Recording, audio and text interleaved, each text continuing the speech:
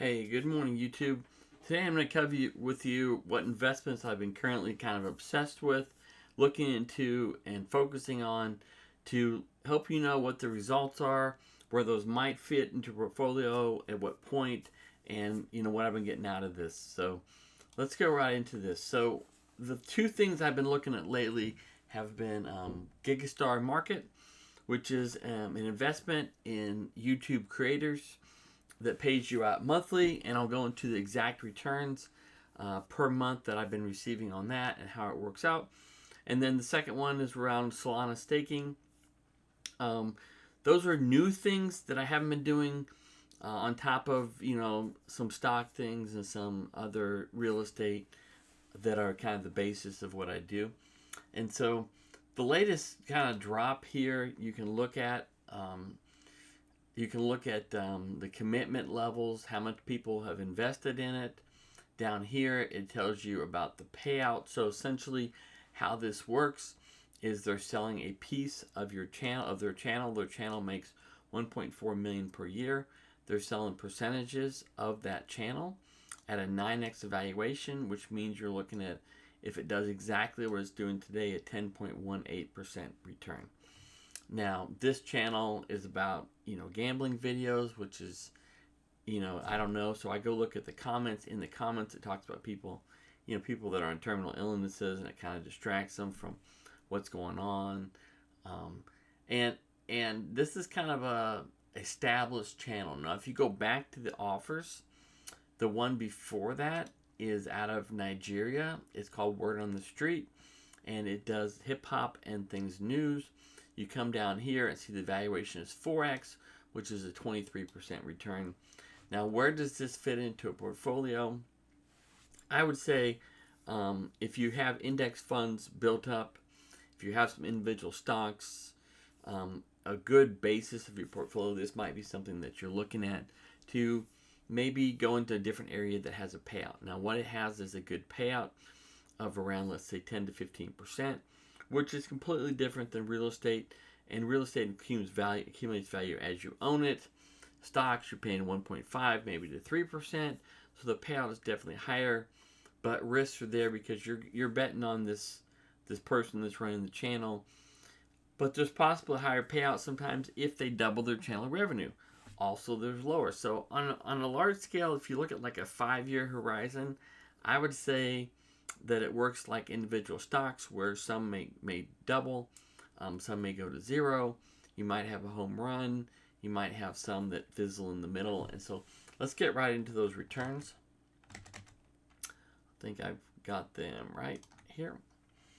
And so what this is these are the channels that I've invested in. You can invest as little as $50 in the channel. They have different tiers that you can do. And based on that, there's a return estimate. So you saw Mr. Handpay 10.16. And this 10.16, if it closes in March, which is 31st, the first month you'll earn money will be April, and the payout will be in May for that return. And so these are channels I've previously invested in. These are the expected returns on those channels. And this in the middle is kind of the percent return compared to what we expected. So 100% would be we got exactly what we expected. This one we expected 10 and we got 16. So don't be confused by this percent being a percent return. This is just how closely it did to what we expected. Over 100 means it did more. Under 100 means it did less. This one, Ricky did far less than what we expected. So here we expected 10, we got 16.49. We expected 15, we got 20. We expected 13, we got 1.36. Okay, and this is just going back to the latest month's revenue that I get paid on. I don't have a full year to give you that yet. Obviously, I can share those results. This one, 9.88. So one of the weird things here is that a lot of them that had an expected return that was on the lower end, some of those actual returns tend to be very much better. This is because I bought their channel drop twice, is why there's two of these. I did that because I liked what he was doing. This one I did twice because of the evaluation. He was looking at 22.85% payout. Now I only got 48% of the payout. It's only been really a consistency for a month, which is still a 12.07% return. And so we'll see what some of these channels will do in the future. This one expected 23%, only got a 12. So these are the percents for a return for a month, annualized for the year. So you just take the return a month times 12 divided by what you paid for it, and that gives you that return on an annualized basis.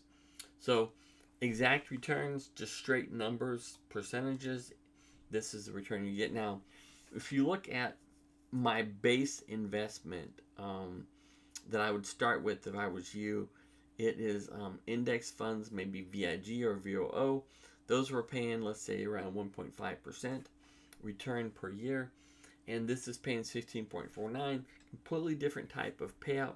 Which one do you need in your portfolio? Initially, you want to have small trickle payouts that are like VIG that will grow over time to kind of give you a basis of that net worth growth.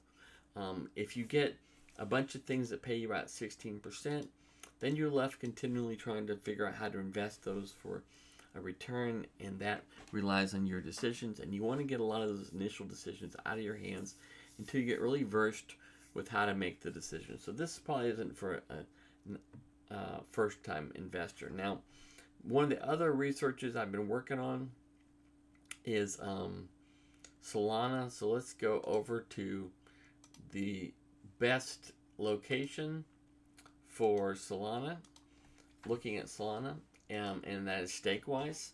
Now, Stakewise is a site that will track the epics, which is how you get paid out is per epic on Solana staking, and it tracks returns. I have some in this Majestic Soul. 8 is getting annualized 8.64. Now, if that doubles, the Solana price, for instance, doubles, it'll still say 8.64. But really, if you're tracking US dollars, it would be then 17%. And if it goes to half, then it would be really like a 4% return. So it depends on what price you buy Solana at and what price it's at now, what your return is actually. So when Solana drops down to 120, you buy it, it goes to 240. Now you're getting a 17% payout, which is a huge payout, but also has different characteristics than a different investment. So really the basis of your portfolio is not going to be something that pays out money that you can spend. It's going to be something that grows consistently over time, up and down in value, pays you out a little, but has a great track record for growth over time. And that's going to give you a basis to establish your financial security. After you get that base built, then you're going to kind of move it into some things that possibly can give you higher returns as your decision process gets better. So I staked in Solana. One of the nodes that I like is called Chain. Try to find it here.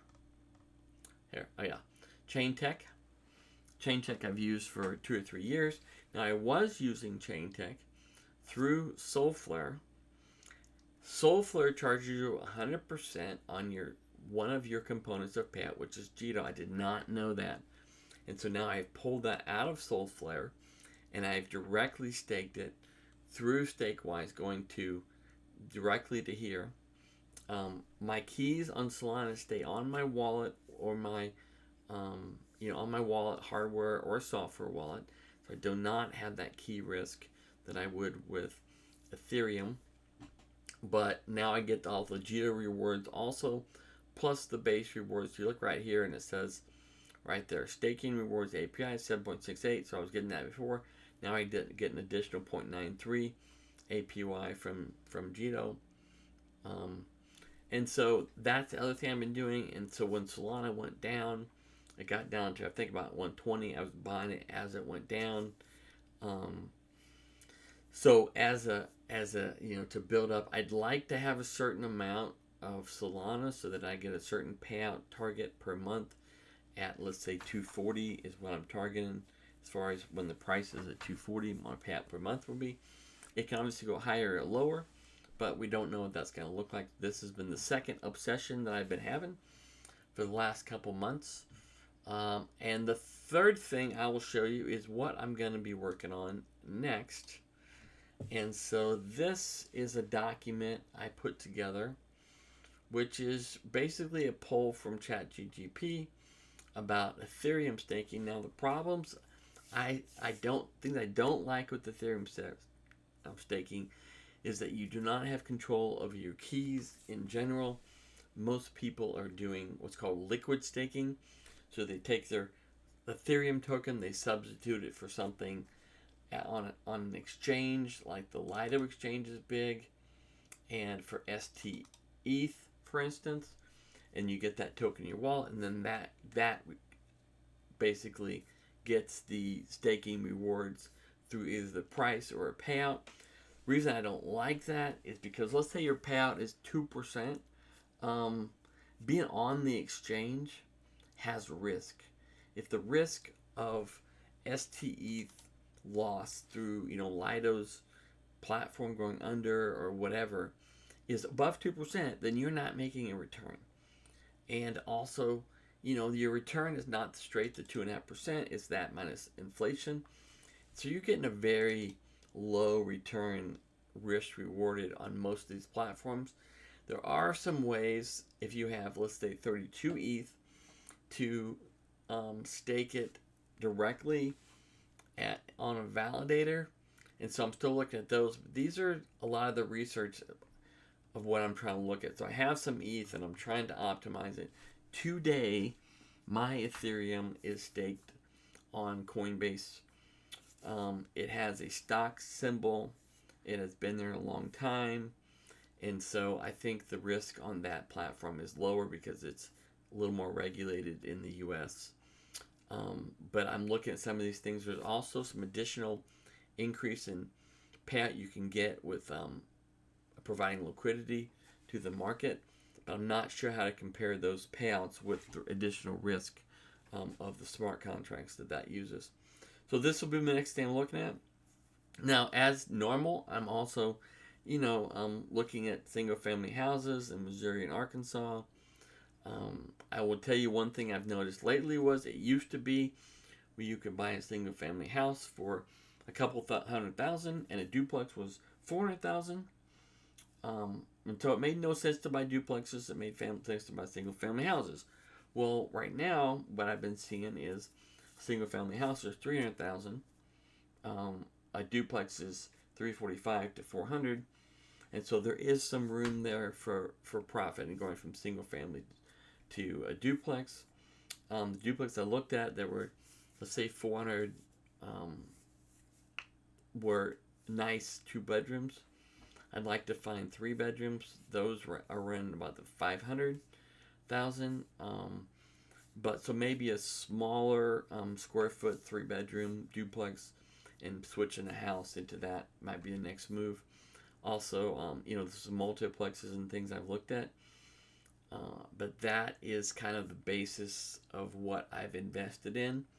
And then the side is these things I'm working on, pushing them to a level where they will perform, they will pay out, and then I can experience what those risks are so that if it gets to the point that we need to 10x our Solana investments or crypto investments or Gigastar investments, then we understand that risk-reward kind of relationship and we can make the right decisions there. But I wanted to share with you what things I was doing, what things I'm kind of obsessed with right now, and how I can help you maybe experience those through my direct returns and the things that's happening to me and what I'm learning. And you guys have a great day.